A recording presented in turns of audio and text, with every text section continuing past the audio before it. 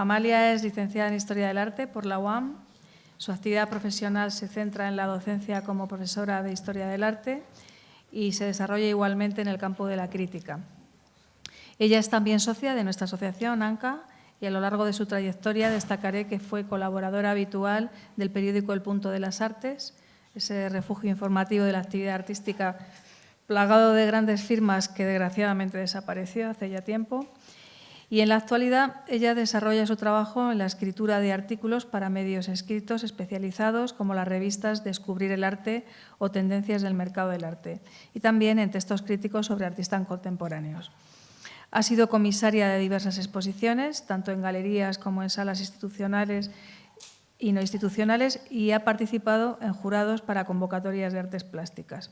Es también una conferenciante habitual en entidades del ámbito privado y también público, y ha titulado su comunicación Lo frágil, duradero o la fragilidad sin tiempo. Adelante, Amalia. Muchas gracias, Esther, y muchísimas gracias a todos por esta asistencia, que parecía que, por ser una hora más bien temprana cuando yo tenía que intervenir, pues casi estaba en la sala vacía, pero ahora veo que hay mucha afluencia de público. Muchísimas gracias también por invitarme a participar en este congreso, que desde mi punto de vista es un congreso casi multidisciplinar, del que aprendemos de todo. Y bueno, pues mi ponencia, en principio, esta pequeña intervención, bueno, pues simplemente está dedicada a hacer unas breves reflexiones que quizá puedan sumarse a ese desafío de desentrañar una pequeña parte de los misterios del arte, ¿no? El arte que es definido desde mi punto de vista de una manera muy acertada por Stefan Zweig como un proceso interior que tiene lugar en el espacio aislado e impenetrable del cerebro del artista. Siendo pues consciente de antemano de las limitaciones que en general la crítica de arte tiene ante sí, ¿no? Y tomando algunos ejemplos simplemente, ¿no? del arte contemporáneo, trataré de acercarme a ciertos aspectos o modos de expresión de la fragilidad, entendida como un sentimiento o como una condición inherente al individuo artista, una vez que éste asume el riesgo de mirar en su propio interior y de bucear también en lo desconocido. En el siglo XIX, el yo saturnino ya hizo del hecho creativo un refugio para el soliloquio, ¿no? Para contemplando pues, la oscuridad de la noche con estupor místico. Tal y como observa Rafael Argullol en su ensayo La atracción del abismo, el pensamiento romántico busca la luz en la sombra y proclama la belleza de la sublimidad. La fatal fragilidad habita en las vertiginosas contradicciones de Baudelaire, en los pavores existenciales de Munch y más tarde en las obsesiones freudianas de Dalí cuando afirma «soy débil, blando y repulsivo». Nietzsche abrió la vía de la incertidumbre y de los instintos primarios, atravesando sendas más allá del bien y del mal, que conducirían a expresionistas y a surrealistas a hurgar en los temblores del inconsciente. Inspirándose en las diatribas infernales de Rimbaud, una noche senté a la belleza en mis rodillas y la encontré amarga y la injurié, Breton sentenció en su manifiesto: la belleza será convulsa o no será. Es decir, la belleza perturbará, removerá las entrañas a quien la contemple. El pintor, el escultor, como hacedores de objetos de contemplación y de reflexión, se saben valedores de unas habilidades intelectuales, manuales, específicas, de las cuales disponen para plantear ideas y expresar las emociones que agitan su espíritu. Tanto si el arte alivia como si el arte desvela, tanto si ensombrece como si ilumina, nunca se limita a una mera descripción de la realidad. Esto es de un ensayo célebre ya de Ernst Fischer, ¿no? Que se titula La necesidad del arte. El arte requiere sacrificio, lucha y pasión, según Picasso, pero creo que también necesita de treguas y de aceptaciones. Además del juicio estético sobre los valores de belleza, de equilibrio y de proporción, el artista busca obtener respuestas a cuestiones que surgen del pulso con la propia existencia vital, aún a riesgo de que ello suponga afrontar, como hizo Francis Bacon, la desolladura de la vida en estado bruto. El arte plantea hipótesis sin solución definitiva y adquiere valor en su búsqueda a veces desesperada sobre aquello que no es ni mortal ni inmortal, ni totalmente verdadero ni rotundamente falso, ni efímero ni eterno. Como actividad útil dentro de su aparente inutilidad, desarrollada al margen de cualquier pragmatismo categórico, se manifiesta en la insaciabilidad de quien, conociendo la inconmensurable distancia entre el ser finito y el saber infinito, ofrece la posibilidad, según Ordine, de ver con los ojos de la mente, aunque solo sea por un momento, la unidad en la multiplicidad. Marcel Duchamp desarrolló una mirada múltiple que se hizo a sí misma extraordinaria. A través del juego de descontextualizaciones de las palabras y de los objetos, planteó un sinfín de enredos tautológicos destinados a desbaratar las convenciones semánticas del arte, cuestionando de entrada su poder soberano, pero también poniendo en cuestión su autoridad frente a la vida, es decir, mostrando su fragilidad, en cierto modo. El gran vidrio, la novia puesta al desnudo por sus célibes, incluso una obra a la que Duchamp dedicó pues casi 10 años, de 1915 a 1923, es la obra cumbre de este artista y está realizada con materiales pictóricos y extrapictóricos, quizá una de las obras más analizadas de toda la historiografía moderna, también con las propias aportaciones del artista, del propio Duchamp, en su famosa caja verde, pero también hay ensayos estupendos, posteriores evidentemente, como Apariencia desnuda de Octavio Paz o los escritos de Duchamp de José Jiménez. Me gustaría hablarles de un artículo que escribió en 2023, precisamente celebrando el centenario del final de esta obra, ¿no? del Gran Vidrio, de Félix Suazo. Félix Suazo, un gran crítico de arte cubano, comisario de exposiciones, plantea una curiosa vía de conexión, a mi modo de ver, entre el Gran Vidrio y la Odisea de Homero, haciendo un doble paralelismo al comparar a la novia en la parte alta, en el panel superior, expuesta e inalcanzable en su ámbito elevado, ¿no? y nutrida por el velo de la Vía Láctea, la compara con la deseada pero inaccesible figura de Penélope y a los célibes, excitados por el elixir hidráulico de los tamices y el molinillo en la hoja inferior, con los voraces pretendientes de la esposa de Odiseo ante la prolongada ausencia del héroe. Sobre la célebre rotura occidental que provocó, se vea mejor aquí, una red de grietas en las dos láminas del cristal, del Gran Vidrio, material duro y quebradizo por antonomasia, ¿no?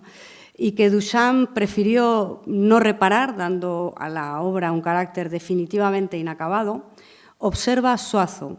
El dibujo de las fisuras son los hilos imprevistos de un tejido, acaso las hebras centenarias del telar de la paciente esposa que aguarda a su Ulises, o quizá la tela urdida por la novia insecto del Gran Vidrio, que sigue tejiendo y tejiendo argucias cálidamente para contener el acoso de los solteros.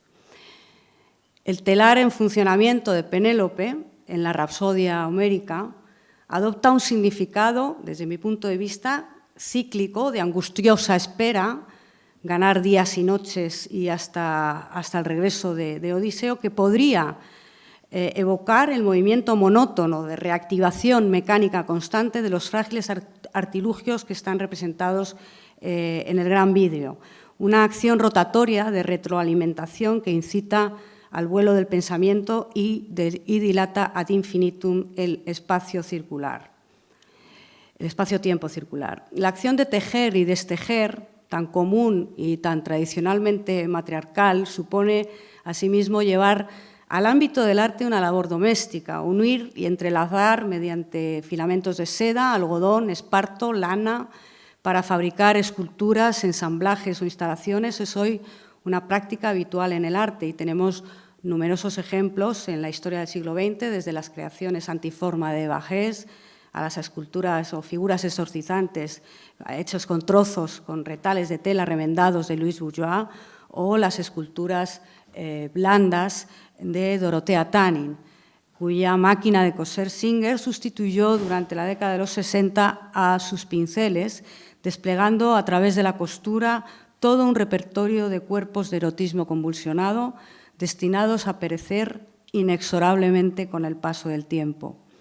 En efecto, afirmó la propia artista, durarán tanto como la vida humana, pero la vida de alguien delicado. Borrar los límites del arte hasta alcanzar un nuevo territorio libérrimo de desenvolvimiento fue una de las metas a las que aspiró el surrealismo.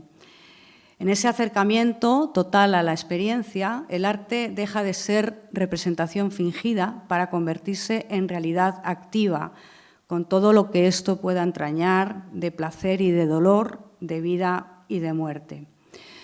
En este sentido, me gustaría hablarles de una artista, de Elena del Rivero, una de nuestras grandes artistas internacionales que, en mi opinión, ha sabido expresar sin retórica ni paroxismo, a través de la letanía del cosido, la sustancia misma de la fragilidad. Su complejo proyecto, aquí tenemos una imagen de las manos de Elena del Rivero cosiendo. Su complejo proyecto, el Archivo del Polvo, es sin duda uno de los más reveladores manifiestos sobre la memoria plasmada mediante delgados hilos que unen la muerte a la vida.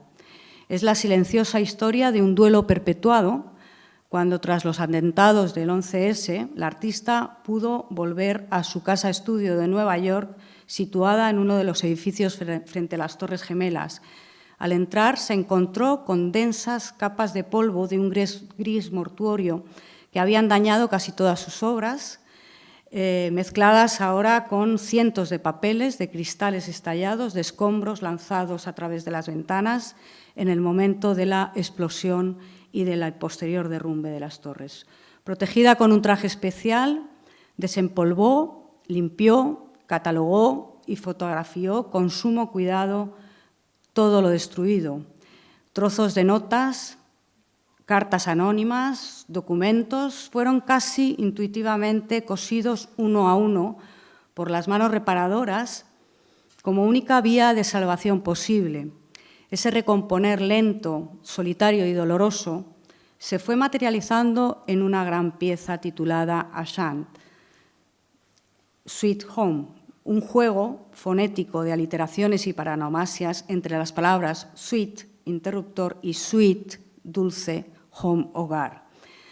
Retazos hilvanados a una gran tela de gasa de tarlatana, salpicados con perlas e hilos en horas y horas de trabajo profundamente introspectivo, dieron forma poco a poco a una enorme cascada de 8 metros de altura que, según escribió Inma Prieto en el catálogo a la exposición que se celebró en el Museo Esvaluar de Palma y previamente fue presentada en las Naves del Matadero de Madrid en 2019, Esvaluar fue en 2021-22, dieron forma a una enorme cascada, digo, que no se hunde, sino que se eleva. En esta obra de arte de trasfondo atemporal, expuesta en diversos lugares con significado para la artista, se fusiona la potente presencia táctil y visual con la inmaterialidad de la música a través de la pieza sonora Bring Light de 2006, compuesta por Lawrence Morris o Butch Morris, a partir de cacofonías de grúas recogiendo escombros en la zona cero que habían sido grabadas previamente por Del Rivero. El Archivo del Polvo consta de fragmentos interconectados con intenso valor conceptual y poético. En un gesto sencillo pero trascendente, el artista recogió una muestra de polvo encontrado después de la catástrofe y la guardó en un frasco de cristal etiquetado con su contenido, con la fecha y el lugar de procedencia. Un ready-made in memoriam que quizá no sería del todo descabellado volver a conectar una vez más con Duchamp, quien guardó asimismo en su día varias partículas de suciedad depositadas por el paso del tiempo en su famoso criadero de polvo, fotografiado por esta famosa fotografía de gran exposición de Man Ray en 1920, cuando la desidia hizo dormir al gran vidrio todavía en proceso sobre el suelo de su estudio y un espeso manto de detrito fue acumulándose durante meses hasta apagar el esplendor transparente de la superficie, pero dejando a la vista los hilos de fusibles que el propio Duchamp, en un trabajo muy meticuloso y muy concienzudo, utilizó para realizar los dibujos, ¿no? Todo como un bello, quedó como un bello, y esto lo decía también José Jiménez, como un bello, sombrío yacimiento arqueológico. Retomo ahora las palabras rescatadas de una vieja conversación con Elena del Rivero, que decía lo siguiente: en el gran vidrio todo está perfectamente encadenado, cada elemento tiene importancia en relación al siguiente y posee un sentido propio nada aleatorio. En mi opinión, en ese mismo dejar fluir y ordenar el pensamiento da sentido a la obra del artista valenciana. Para terminar, ya quisiera referirme a dos escultoras españolas que han incorporado la sencillez herramental del cosido, entre otras muchas técnicas, a su arte, un arte, desde mi punto de vista, bastante autorreferencial, donde también palpita, como no, el sentimiento de fragilidad. La artista madrileña Yolanda Tabanera es portadora de una obra rica en referencias cargadas de atavismo, que en ocasiones la aproximan a lo revelado a través de lo oculto surrealista, con un amplio registro de técnicas y materiales que incorpora a sus piezas de escultura, esparto, vidrio, metal, cerámica, objetos encontrados. La obra de Tabanera conjuga texturas, formas y calidades de enorme plasticidad, situándose con valentía en esa delgada línea fronteriza entre lo bello y lo siniestro. El cosido es un método más de los empleados en sus collages y ensamblajes, tanto en la obra final como en los numerosos ensayos de taller. El coser, dice Tabanera, el coser los fragmentos no tiene que ver con ninguna reivindicación femenina. Solo me da más tiempo para juntar las piezas y añadir agujeros o líneas punteadas a la imagen, dejadas por las huellas de la aguja y los hilos. Las obras de Tabanera nos interpelan sobre la ambigüedad de lo externo para descubrir en la verdad interior lecturas entrecortadas que hablan del misterio de la existencia, pero también, acaso, de la lucha por la vida, ¿no? Columna Corazón, realizada en una fábrica de Barcelona, es parte de una amplia serie, una bella escultura de pared montada en pequeñas piezas de vidrio soplado que simulan vértebras delicadamente engarzadas, una a una, con fino hilo de acero. Se trata casi como un acto casi quirúrgico, ¿no? Empecé a desarrollar con el soplador formas, dice Tabanera, que se acercaban a mi idea, pero que no fueran literalmente anatómicas. Otra pieza que no llegó a ser, pues sus elementos fueron después reutilizados, y esto es algo que hace habitualmente el artista. Tiene proyectos que va configurando, pero luego deshace en ese ir y venir también de las facturas y de los proyectos artísticos, ¿no? Para luego configurar, sirven de referencia o sirven como materia de pensamiento y también materia prima para crear otras obras. Empecé a desarrollar, es esta otra pieza que no llegó a ser, porque ya digo que esta obra fue desmontada para crear otra final, ¿no? Y esta obra, que tiene desde mi punto de vista un aire ciertamente neodadaísta, ¿no? Está compuesta por tres materiales de texturas muy contrastadas: una cola de caballo natural, una pieza de esparto cosida y otra de vidrio alabastrado. La sensación de despojo de materia orgánica, cercenada, hueso, piel, pelo, que en parte emula y en parte ratifica su realidad, se entremezcla con extrañas asociaciones mágicas en una suerte de rito sacrificial. El artista, dice Tabanera, como el chamán, se coloca en una posición de catalizador de la extrañeza, del miedo, de la fragilidad ante el enigma de lo físico, de la enfermedad, de la muerte. Al actuar, ordena mínimamente el caos de la vida. Crear, para mí, es una necesidad orgánica casi terapéutica. Esa finalidad sanadora es asimismo una constante en la obra de la artista y diseñadora malagueña Yolanda Relinque.